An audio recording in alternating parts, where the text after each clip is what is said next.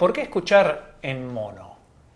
Bienvenidos a Suena Tremendo y hoy vamos a charlar de por qué en un mundo donde el estéreo es la norma y hace años que tenemos mezclas cuadrafónicas 5.1, 7.1, ahora hay algo que se llama Dolby Atmos, que no sé bien qué es, pero está de moda. ¿Por qué si nos ocupa la alta fidelidad tenemos que volver a escuchar música en mono?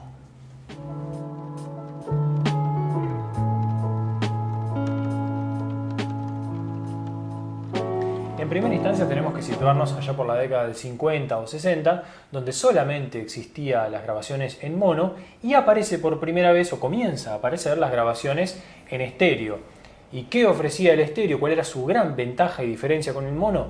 Principalmente la construcción de la escena. Dos canales permiten construir una escena mucho mejor definida y más amplia que un solo canal. Pero bueno, entonces, si tiene esta ventaja del estéreo, ¿por qué sigue al día de hoy teniendo en ciertas circunstancias más valor la grabación en mono? En primer lugar, las malas mezclas estéreo que surgieron de esa época. Estamos hablando de un momento en la historia de la música, o de la grabación de la música, en donde el mono había tocado su pico, ya se había dominado por completo lo que es la técnica de grabación o de mezcla en mono, y el estéreo comenzaba a nacer, comenzaba a producirse, y lo que se encuentra mucho en esa época son malas grabaciones en las que los canales están completamente separados y aislados entre sí, habiendo un hueco entre medio. Entonces uno, por ejemplo, escuchando ciertas grabaciones, tenés la batería en un extremo y la guitarra en un extremo, y después tenés la voz en el otro y, digamos, el bajo, ¿no? Grabación X. Entonces suena totalmente antinatural y no se logra construir una escena adecuada como sí se logra con las grabaciones mono de esa época, ¿no? Obviamente va a tener el sacrificio, digamos, la amplitud de escena, pero en cuanto a la especificidad de las ubicaciones de los instrumentos y cosas de ese estilo, ciertamente es mucho mejor el mono. Hay grabaciones como, por ejemplo, acá tenemos para mostrarles Giant Steps de John Coltrane. Esta es la edición estéreo, ¿no? Que ciertamente no se compara con la edición mono de esa época, ya que, bueno, se cumple esto que le estamos diciendo, ¿no? No es lo mismo, claramente, y es audible cuando uno se pone a escuchar esa separación grosera y el hueco en el medio. Totalmente, no representa lo que uno escucha en la realidad, si estuviera viendo la banda en vivo, ¿no? Sí, seguramente. Es totalmente artificial. La segunda razón es que la mayoría de la gente, cuando apareció el estéreo, todavía escuchaba en mono.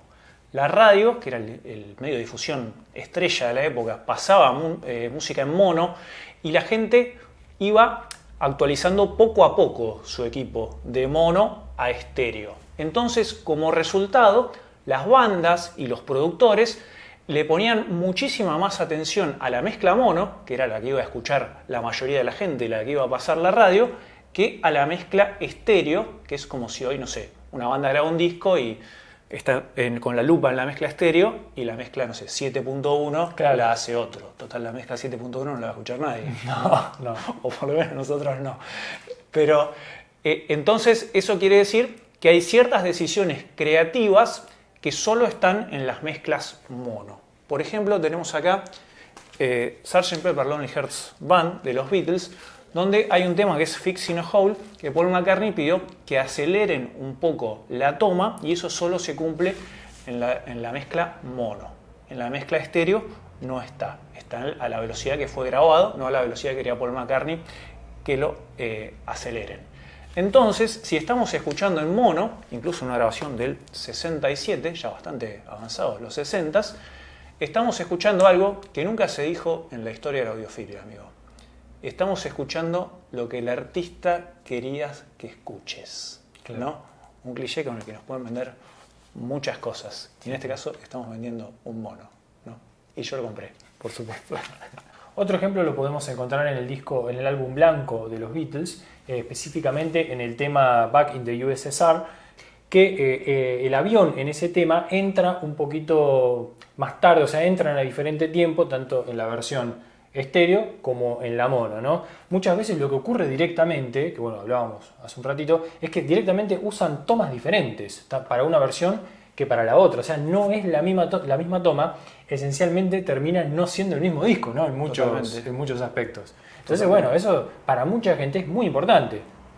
Otra ventaja es que cuando el estéreo reemplazó completamente al mono, las cintas mono se dejaron de usar. Y las cintas estéreo, literalmente en algunos casos, se gastaron o hasta, bueno, amigos, las de Giant Steps se prendieron fuego, por ejemplo, el máster original estéreo.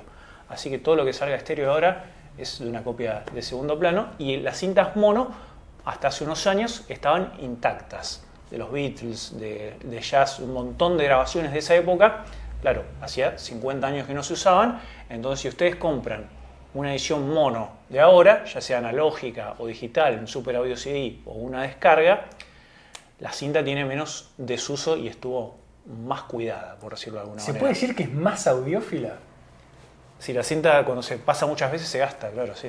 Bueno. El máster de El lado oscuro de la luna ya está gastado. Sí, el disco está gastado a veces. El disco, bueno, te vas a ganar algunos. Pero bueno, por supuesto, hay veces que aunque sea distinto, la mezcla estéreo es superior a la mono, o bueno, eso siempre es subjetivo, ¿no? Por más que una sea más fiel al original que la otra, a mí te decía, por ejemplo, que en Pet Sounds de los Beach Boys me gusta más la mezcla estéreo, porque bueno, también es la que uno primero escuchó, ¿no? Si uno escuchó primero los Beatles en CD, escuchó primero Sgt. Pepper en estéreo, y mono terminó saliendo 20 años después. Así que pueden llegar a preferir una sobre la otra, pero bueno, en Pet Sounds me compré la versión mono para sentirme más audiófilo. ¿Y te sentís más audiófilo? Al palo. Vamos, todavía. 100%. Ya llegando hacia el final del video queremos hacer hincapié nuevamente en el tema de que esta cosa del audio en mono versus el estéreo, siempre nosotros lo vamos a priorizar o le vamos a dar como la derecha en esa época, ¿no? Allá por los 50s y los 60s, donde el mono había llegado a su pico y comenzaba el estéreo a dar sus primeros pasos, empezaba a gatear, digamos, ¿no? Así que la diferencia radica allá, no así en la época actual o posteriormente, ¿no? Décadas 70, 80 y demás, porque bueno, ya se da por supuesto de que el estéreo ya está totalmente dominado en lo que es la masterización y la mezcla de álbumes. Sí, igual tengan presentes que si están escuchando en un parlante Bluetooth, están escuchando en mono, como escuchaban en la década del 50. Así que bueno amigos, son de escuchar en mono, son de escuchar en estéreo, cuál es su mezcla preferida en mono, cuál es su álbum preferido en estéreo, todos esos datos los pueden dejar en la caja de comentarios. Yo personalmente prefiero Sgt. Pepper en mono y Giant Steps también en mono sobre estéreo, pero hay gente que los prefiere en estéreo, no hay ningún tipo de problema. Recuerden que la mejor forma de apoyar el canal es darle me gusta a este video, suscribirse si no están suscriptos y compartir el video con algún entusiasta de la comunidad. Recuerden que tenemos redes sociales, Facebook, Twitter e Instagram. Y gente, muchas gracias por haber visto el video y hasta la próxima.